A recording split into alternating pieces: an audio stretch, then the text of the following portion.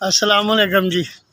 बाऊ जी मैं गरीब आदमी हाँ, बीमार आदमी हाँ। अगे मैं कलाकां का कारोबार करता सी, मेरे बच्चे छोटे छोटे ने। बीमारी ने मैंने इत्थे तक पहुँचाता कि मैं अपनी रास भी खा गया, माल भी खा गया। हुण मेरे बहुत बुरे हालात गुजरे ने, मकान भी किराए दा, बच्चे बच्चियाँ छोटे छोटे ने। एक बच्चा मेरा काम करदा, वो मकान का किराया मसां दिन्ने आ, बिजली का बिल, मकान का किराया, गैस का बिल। बाऊ जी मेरे को 3 बच्चे ने, 2 बच्चियां ने। एक बच्चा कमाने वाला थोड़ा बहुता, तो दूजे जेडे छोटे ने उन्हां दे नाल गुजारा नहीं उहदी तनख्वाह नाल हुंदा।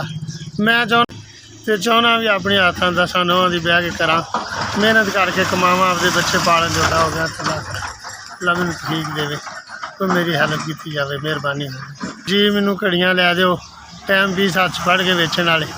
चलो मैं बच्चों की रोटी कमाउण जोगा हो जाएगा। तुहाडी बड़ी मेहरबानी है, अल्लाह तुहाडा भला करे। अल्लाह 2 3 4 5 हज़ार रुपया ठीक है। जिन्ना वही भरावां ने मेरी ये मदद की, 5000 रुपया मैनू राय मौला दिता। अल्लाह पाक मौला कारोबार च बरकत पावे, उन्होंने माँ प्यो भैन भरा घर बार च अल्लाह पाक खैरो बरकत रखे। अल्लाह उन्होंने तंदुरुस्ती रखे, अल्लाह उन्होंने रजावे, खैर करे। अल्लाह उन्होंने बच्चों की खैर करे, अल्लाह उन्होंने दीन दुनिया आखरत दी सारियां नेमतां तो नवाजे। अल्लाह की जात पाक उन्होंने अपना फजल करे, रहमत करे, करम करे।